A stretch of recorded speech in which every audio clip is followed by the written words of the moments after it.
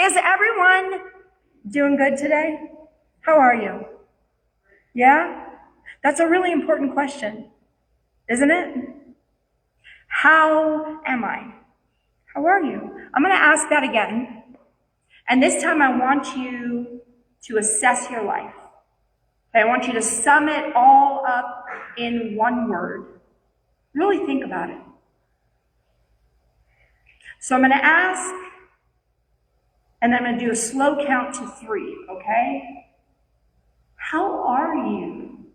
1, 2, 3.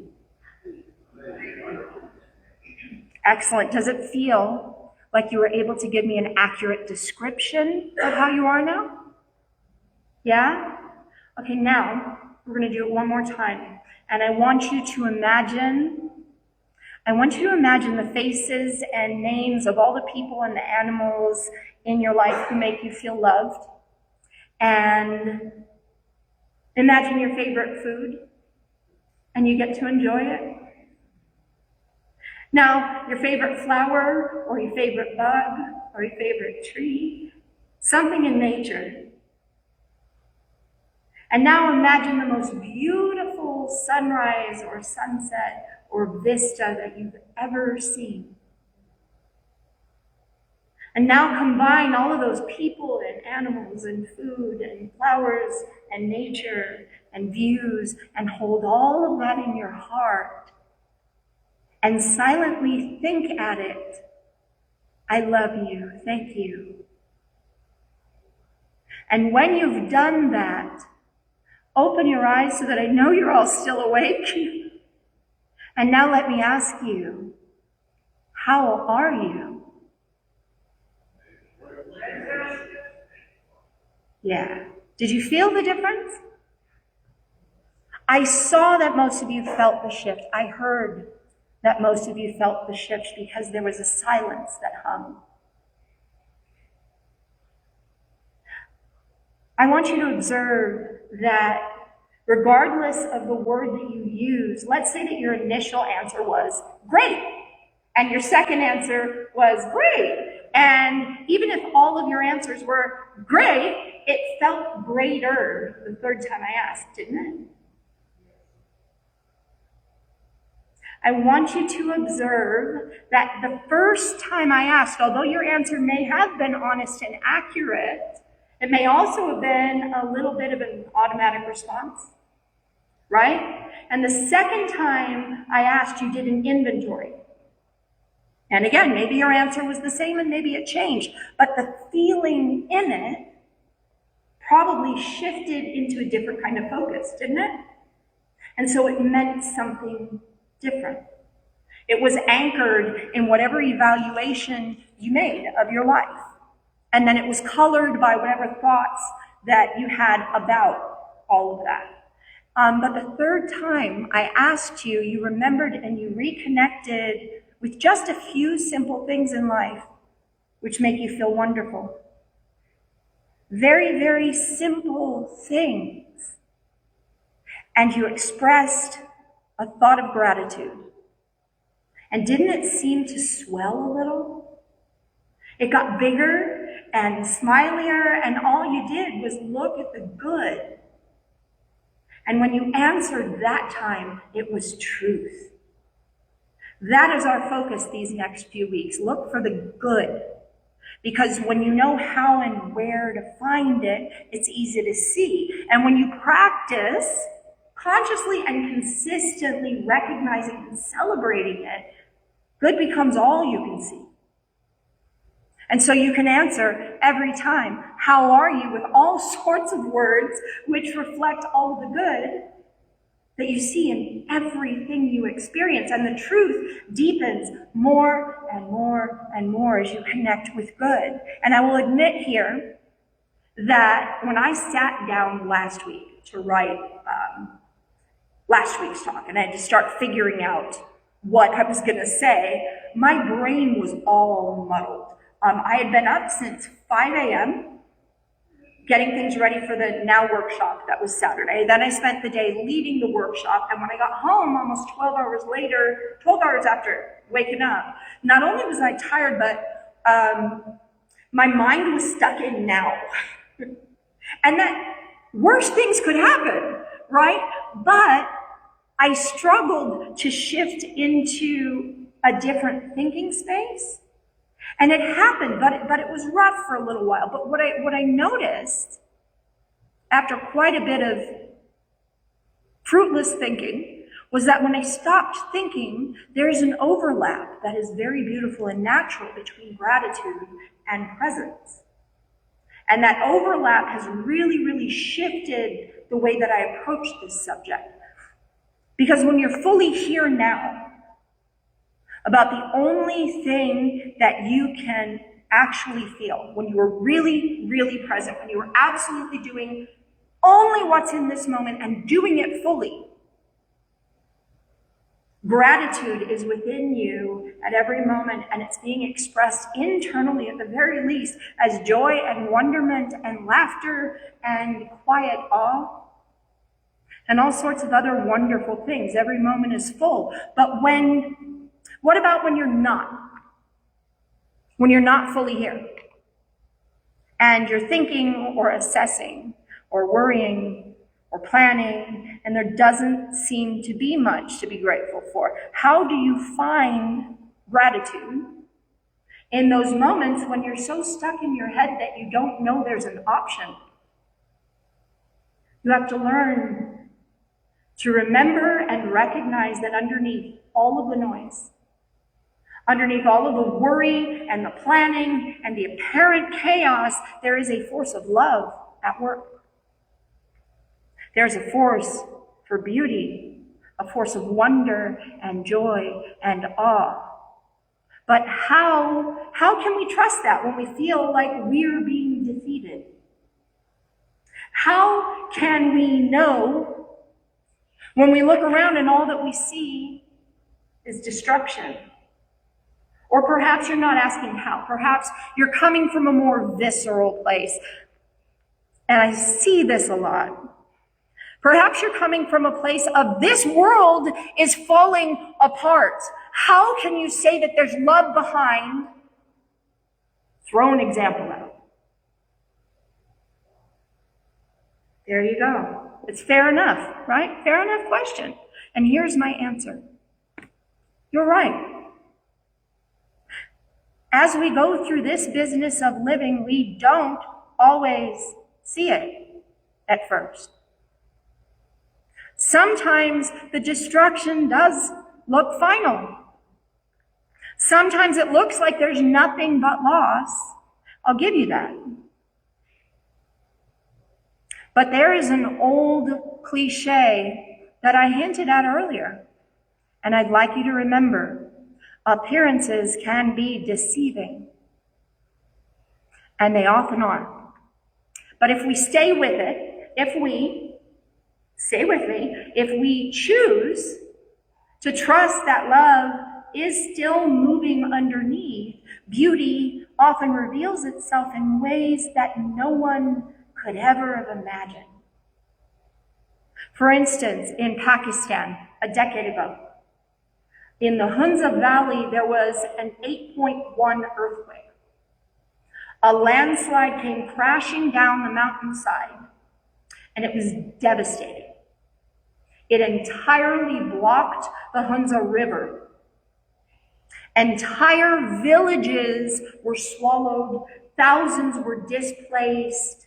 A vital road was buried. But after the dust settled, after the fears calmed and the calamitous was mourned, after their eyes were ready to see beyond the mess, they discovered that the landslide had created a lake. Atabad Lake, a breathtaking turquoise jewel stretching 13 miles long. What began as destruction became a place of life and beauty and connection. That is actually it. Tourists travel all over the world to behold what is now known and advertised as the Jewel of Pakistan from an earthquake. Could you imagine? And yet it's true. Long before that, an estimated 1,000 years before, in fact, in the Pacific Northwest, a massive landslide blocked the Columbia River. Chaos and destruction ensued, and it created a natural dam. But in the story remembered by indigenous people, it became the bridge of the gods. It was a way to cross what had once been divided. People who could have never met, not only met, but befriended others, leading to potentially thousands of new family lines. Out of collapse came connection. Even the brokenness held a gift. And sometimes the earth opens up, literally, to reveal what it's been hiding all along. In 2018, in a residential street in Round Rock, Texas, a big section of the road unexpectedly collapsed. It wasn't huge. We've seen bigger, right? Sure. It was this ominous sinkhole that might have seemed purely destructive and expensive and labor-intensive. But when crews investigated this, they discovered a previously hidden limestone cave beneath the roadway, complete with 5 chambers and a towering flowstone column in the main room, richly decorated in natural formations. What looked like a collapse became an opening to unseen beauty. The upheaval revealed something ancient and wondrous, a beautiful testament that beneath the ground that we walk on, creation still has secrets to share. Do you see the pattern? Again and again, what looks like destruction is only the surface story. Beneath, there's always more. More beauty, more connection, more life. These are not accidents. They are patterns of love at work. We call them synchronicities or coincidences, but they are reminders. The ground only shakes so that beauty long hidden can come into view. The flood only comes so that a new lake of wonder can appear. And isn't that true for us, too? When our own lives collapse, when the ground beneath us seems to give way, haven't we all at some time discovered a hidden chamber of strength or a new bridge of connection or a lake of beauty that we never expected? But sometimes the floor gives way under us and it feels like we'll never stand again. Sometimes the devastation, it feels and seems insurmountable. I want to tell you, and this one's going to be hard for me. It was hard for me to put on paper. It was hard for me to discover.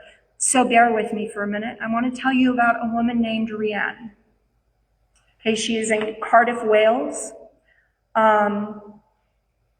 Like all moms, Rhiannon had a little boy named George, and she adored George, of course. His laugh and his joy and the way he filled her life with light. And then suddenly pneumonia took him. And as a mom, I see that pain, and I know what it would do to me. Her heart cracked open with grief. But before she could even catch her breath, another blow came. 5 days later, her husband, Paul, also passed. Imagine it. Her child gone, her family gone, all within a single week. That darkness was suffocating. She stood at the edge of a pit that I'm sure seemed bottomless. Most of us would ask, how could anyone come back from that? Right? How do you breathe again when the air has been stolen from your lungs?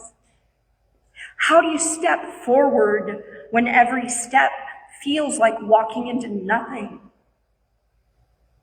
But something happened. Out of that shattered place, Brianne felt a stirring, a flicker, a dawning moment when she realized that she was not the only one.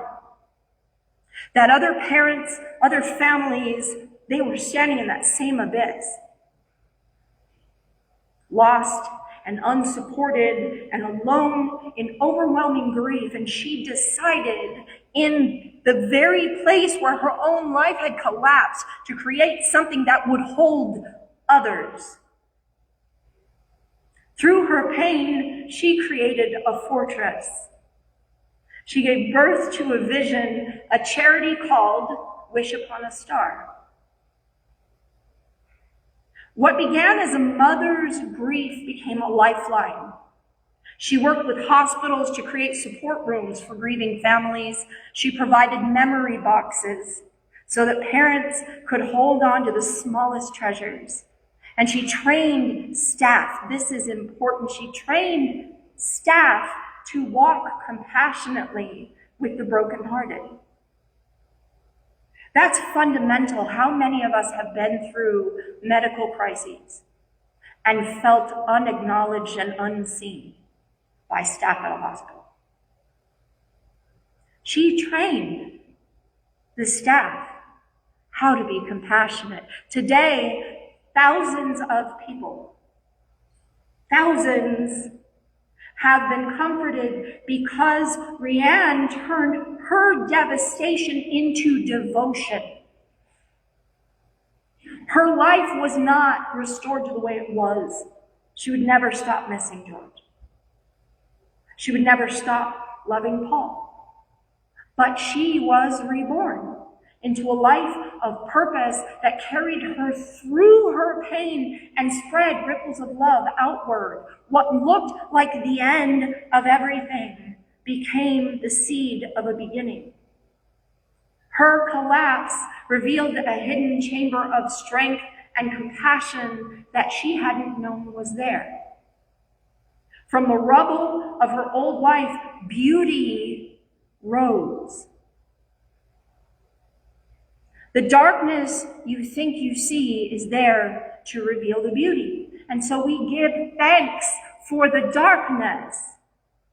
The chaos and catastrophe and disaster, they're just the crescendo of a symphony that's been created just for you. Through your rubble, you rise. Through your pain, your struggle, your heartache, your life begins to shine. As though each event was the chisel of a fine stonecutter, creating the most brilliant, luminous facets in the gem that is you. I heard a quote on Tuesday, and it has stuck with me ever since. I actually brought it to A Course in Miracles Tuesday because it really, really, really spoke truth to me. It is, beauty and the beast are one and the same. Through the ugly, the miracle is made. And so we give thanks, even when it seems like thanks are literally the only things we have left. We give them, and we do so gladly with hope and trust to lead the way because we're masters of that now, right? There's a man I want to tell you about. His name is Anthony Ray Hinton. Some of you may have heard of him. In 1985, he was just 29 years old when he was arrested in Alabama, falsely accused of 2 murders he did not commit. Despite having no criminal record, despite being at work verifiably, miles away when the crimes took place. He was not only convicted of these murders, but sentenced to death. And so began a nightmare. He spent 30 years on death row. 30 years in a tiny cell, waiting each day for the state to decide if it was his turn to die. For 3 decades, he listened as other men were taken down the hall and executed. He lived in the shadow of injustice with every reason to give in to bitterness and despair. But here is what makes his story holy. He refused to let the bars imprison his soul. He made a choice. He said, and I quote, "They can take my freedom, but they cannot take my joy." Anthony Ray Hinton began to laugh. He told jokes. He became a friend to those around him. He started a book club with other inmates, sharing words and stories that gave them dignity. He lived not as a condemned man, but as a man alive with purpose, even in the darkest place. After 30 years, with the help of the Equal Justice Initiative, his case was finally reopened. In 2015, he was exonerated. His conviction overturned, his innocence confirmed. He walked out of prison a free man, and do you know what he said on that day? The sun does still shine. He had spent 3 decades without seeing it, but never once did he stop believing in its warmth. He had kept gratitude alive in the only place no one could steal it, in his heart.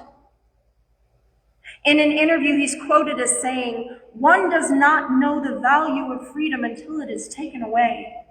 People run out of the rain. I run into the rain. I am so grateful for every drop just to feel it on my face." When he was on the show 60 Minutes, the interviewer asked if he was angry at the people who put him in jail. And he said he forgave them all. The interviewer said, "But they took 30 years of your life. How can you not be angry?" came the reply. And Hinton responded, "If I am angry and unforgiving, they will have taken the rest of my life."